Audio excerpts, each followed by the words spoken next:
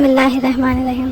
تمام عالم بالکل ناپید تھا، پھر اللہ تعالیٰ کے پیدا فرمانے سے وجود موجود ہوا۔ اللہ ایک ہے، وہ کسی کا محتاج نہیں، نہ اس نے کسی کو جنا، نہ وہ کسی سے جنا گیا، نہ اس کی کوئی بیوی ہے اور کوئی اس کا ہمسفر اور برابر نہیں۔ وہ ہمیشہ سے ہے اور ہمیشہ رہے گا، کوئی چیز اس کے مثل نہیں، وہ سب سے نرالا ہے۔ وہ زندہ ہے، زندہ رہنے والا ہے، ہر چیز پر اس کی قدرت ہے، کوئی چیز اس کے علم سے باہر نہیں، وہ سب کچھ دکھاتا اور سنتا ہے۔ وہ کلام فرماتا ہے لیکن اس کا کلام ہم لوگوں کے کلام کی طرح نہیں ہے، وہ جو چاہتا ہے کرتا ہے، کوئی اس کو روک ٹوک کرنے والا نہیں ہے۔ وہی عبادت کے قابل ہے، اس کا کوئی ساجی نہیں۔ وہ اپنے بندوں پر مہربان ہے، بادشاہ ہے، سب عیبوں سے پاک ہے، زبردست ہے، عزت والا ہے، بڑائی والا ہے، ساری چیزوں کا پیدا کرنے والا ہے، اس کا کوئی پیدا کرنے والا نہیں، گناہوں کا بخشنے والا ہے، بہت دینے والا ہے، روزی پہنچانے والا ہے، جس کی روزی چاہے تنگ کر دے اور جس کو چاہے زیادہ کر دے، جس کو چاہے پست کر دے اور جس کو چاہے بلند کر دے، جس کو چاہے عزت دے، جس کو چاہے ذلت دے، انصاف والا ہے، بڑا تحمل اور برداشت والا ہے، عبادت کی قدر کرنے والا ہے، دعا کو قبول کرنے والا ہے، وہ سب پر حاکم ہے، اس پر کوئی حاکم نہیں، اس کا کوئی کام حکمت سے خالی نہیں، وہ سب کا کام بنانے والا ہے، وہی جلاتا ہے، وہی مارتا ہے، جو کچھ وجود میں ہے اسی کے ارادے سے ہے، آرام و راحت، دکھ تکلیف، حرج و مرض، شفا و تندرستی، نفع و ضرر، سب کچھ اسی کے ارادے سے ہوتا ہے، اس کی نشانیوں اور صفتوں سے سب جانتے ہیں، اس کی ذات کو بالکل پوری طرح ہم نہیں جان سکتے۔ گنہگاروں کی توبہ قبول کرنے والا ہے، جو سزا کے قابل ہیں ان کو سزا دیتا ہے، جہاں میں جو کچھ ہوتا ہے اسی کے حکم سے ہوتا ہے، بے اس کے حکم سے ایک ذرہ بھی نہیں ہل سکتا، نہ وہ سوتا ہے نہ اونگتا ہے، وہ تمام عالم کی حفاظت سے تھکتا نہیں ہے، وہی سب چیزوں کو تھامے ہوئے ہے، وہ تمام اچھی اور کمال کی صفتوں سے ہمیشہ مستف ہے، اس کی صفتیں ہمیشہ رہیں گی اور اس کی کوئی صفت کبھی ختم نہیں ہو سکتی۔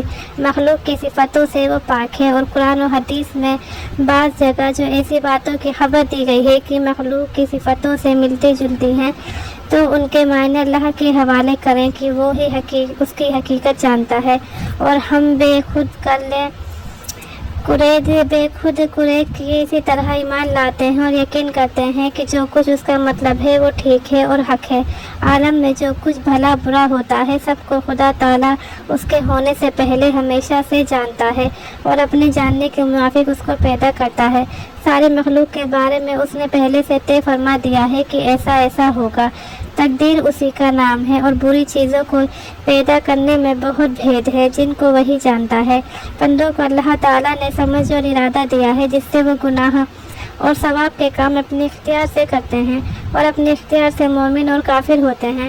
البتہ ایمان و کفر اور نیکی و بدی سب کا پیدا کرنے والا اللہ ہی ہے۔ اللہ جسے چاہتا ہے ہدایت دیتا ہے اور جسے چاہے گمراہ کرتا ہے، اس پر کسی کا زور نہیں اور بندوں کو کسی کام کے پیدا کرنے کی قدرت نہیں۔ گناہ کے کام سے اللہ تعالیٰ ناراض ہوتے ہیں اور ثواب کے کام سے خوش ہوتے ہیں۔ اللہ تعالیٰ نے بندوں کو ایسے کام کا حکم نہیں دیا جو بندوں سے نہ ہو سکے۔ کوئی چیز خدا کے ذمے ضروری نہیں، وہ جو کچھ چاہے اپنی مرضی مہربانی سے عطا فرمائے اس کا فضل ہے۔ کثیر تعداد میں اللہ تعالیٰ کے بھیجے ہوئے پیغمبروں بندوں کو سیدھی راہ بتانے آئے اور سب گناہوں سے پاک ہیں۔ سب پیغمبروں کی گنتی اللہ تعالیٰ نے کسی کو نہیں بتائی، اس لیے یوں عقیدہ رکھیں کہ اللہ تعالیٰ کے بھیجے ہوئے جتنے پیغمبر ہیں ہم ان سب پر ایمان لاتے ہیں، جو ہم کو معلوم ہے ان پر بھی اور جو معلوم نہیں ہے ان پر بھی۔ پیغمبروں میں بعضوں کا مرتبہ بعضوں سے بڑا ہے۔ سب سے بڑا مرتبہ ہمارے پیغمبر حضرت محمد مصطفیٰ صلی اللہ علیہ وسلم کا ہے، اور آپ کے بعد کوئی نیا نبی نہیں آ سکتا۔ قیامت تک جتنے آدمی اور جن ہوں گے آپ سب کے پیغمبر ہیں۔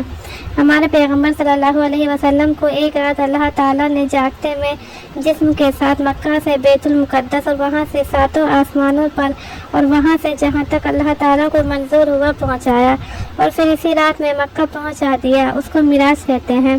اللہ تعالیٰ نے کچھ مخلوقات کو نور سے پیدا فرما کر ہماری نظروں سے چھپا دیا ہے، ان کو فرشتے کہتے ہیں۔ بہت سے کام ان کے حوالے کیے ہیں، وہ کبھی اللہ کے حکم کے خلاف کوئی کام نہیں کرتے، جس کام میں لگا دیا ہے اسی میں لگے ہیں۔